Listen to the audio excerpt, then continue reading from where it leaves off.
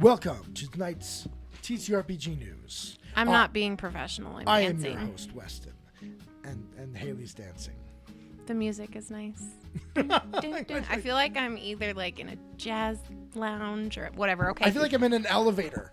That as well. So, TTRPG news for this week. We thought for sure it was going to be a super slow week and that there was not going to be hardly any news, but there were a couple of things that dropped this week that were very cool.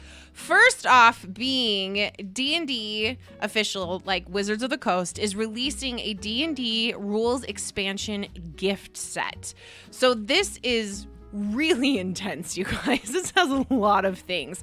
So there's a DM screen. There's a brand new DM screen in it, which looks very cool. It's a beautiful work of art that they've done that way for the DM screen. It comes with the 5th edition versions of Xanthar's Guide to Everything, Tasha's Cauldron of Everything, and includes the debut of Monsters of the Multiverse. The comprehensive resource for players and DMs alike, containing over 30 updated player character races and a massive bestiary with over 250 redesigned monsters and stat blocks, all for the use in any D&D world, which is really cool because that means you can use it in 3.5, which our new campaign is going to be in. I guess you could. I mean, you'd have to, definitely convert a few things, everything. but not many. Well, no, for D&D 3.5 versus 5e is very different. I think when it says any D&D world, I think it's meaning more not the different worlds they never have, mind. not additions. Very different. Guys, never mind. I've been studying up on my 3.5. I like some things in 3.5. 3.5 is nice. We like it. So each of the 3 books in the Dungeon Master screen features special foil covers available only through this release. So this is the only time you're going to be able to get to it.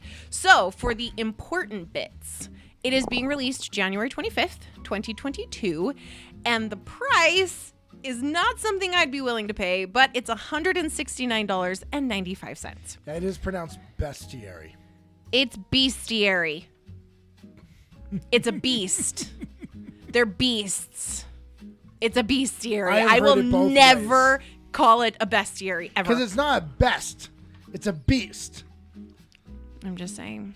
Anyway, John, you and I are going to have to agree to disagree on that one. Even if you're right, I'm still going to say bestiary.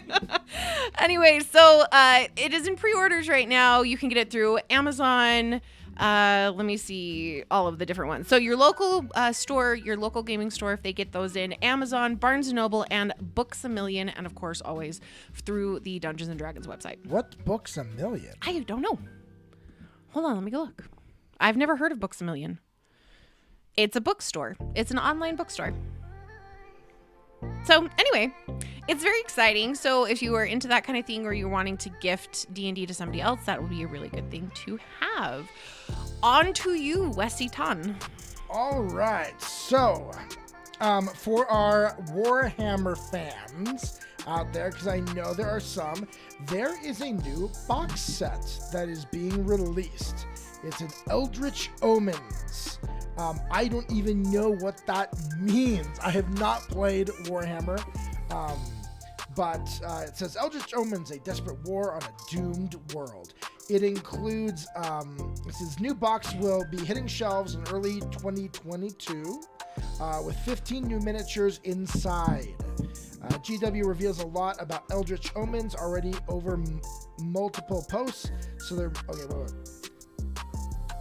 I thought that had there it is. This battle box contains 60 miniatures, a whopping 15 of which are all new. The 16th is a mighty smoke-belching Forge Fiend. I don't know what that means, but if you like Warhammer, I'm sure you're excited. That just sounds cool, Forge Fiend. You also apparently get a 32-page Eldritch Omens booklet that outlines the narrative of the battle. So it's lore. So you get some nice lore there. It is being released early this year. I don't think they have a date yet. And I was not actually able even to find the freaking price.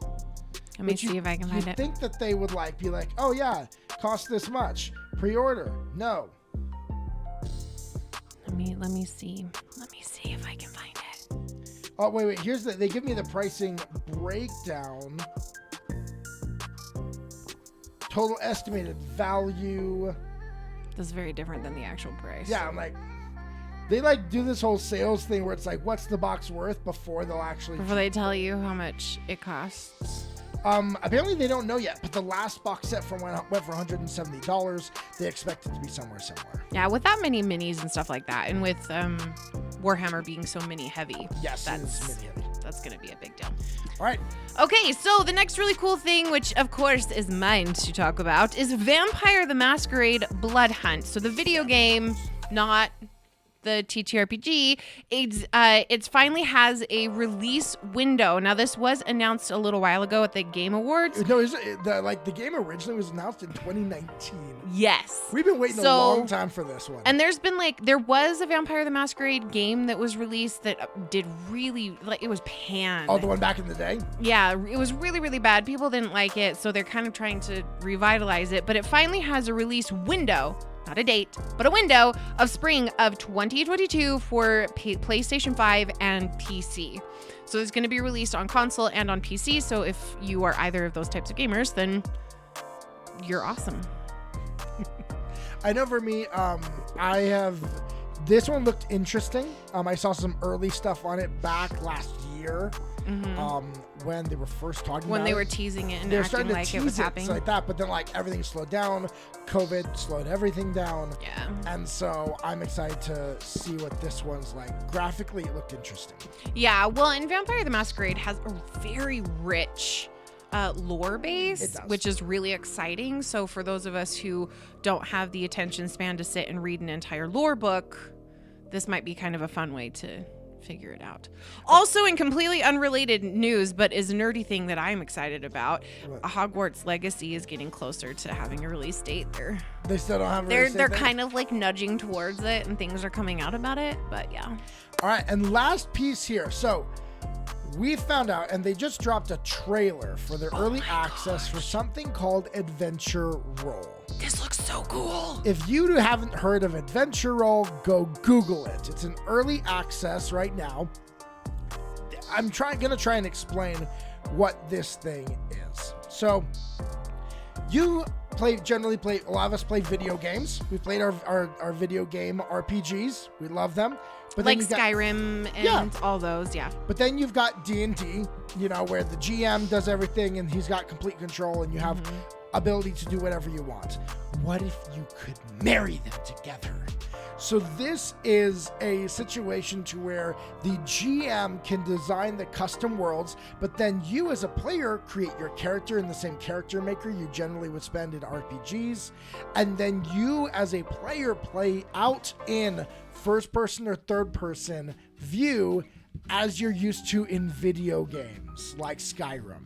So the DM fleshes out the world and you go play in it. And they control it. They are controlling the narrative and everything as you go through. You've got mics to speak to each other. It is the marrying of video game technology and tabletop gaming in one system. It looks really interesting.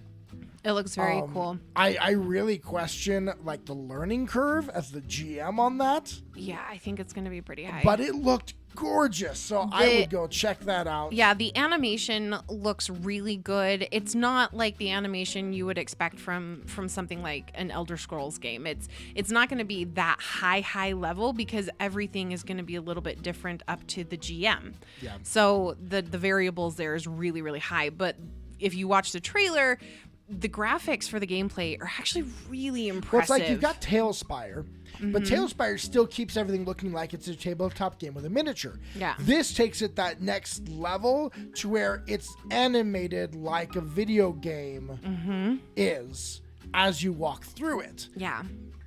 So Kevbot just looked at Hi, it. Looks pretty sweet. Hi, Kev. I just found out about it today, looked it up, and I was like, what is this thing? Weston, he grabbed me and he was like, watch this trailer. And I just sat there and I was just like, This looks amazing. Like, I really want to play it. So right now it's in beta mode, so you actually can early access. Sorry, not beta. But you can go and sign up to get access to it and play it. And we might actually do that because I would really like to see how this works. Maybe if we cool. ask them, hey, can we get early access? We'll cover it on our show. We'll see. Well, yes, our show that thousands of people watch every Can week. I link the trailer thingy? Let me go find it. Yeah, Weston will go find it. And I think that is all for our TTRPG news today. There is no indie roundup this week because of the holiday. We were a little bit into family time, and so I didn't jump on that. But we will make up for it next week, and we will have the indie roundup next week. So if you know anybody that sneezes. Excuse me, I'm sorry. If you know anybody that creates or does anything really cool, or if you yourself are a creator, please shoot us an email at partyoftworpg@gmail.com, or you can find us on Twitter at partyoftworpglive, or my personal Twitter that I'm on way more, which is Hayley M_Bell. Yeah, I don't get on Twitter very often. Weston has a Twitter. I do. He knows what Twitter is. I twatter. Anyway, thank you, Ben. Oh my gosh, sneezers. Hi, Joel. Oh my gosh, I love you guys so much. All right. So that's it for TTRPG news today.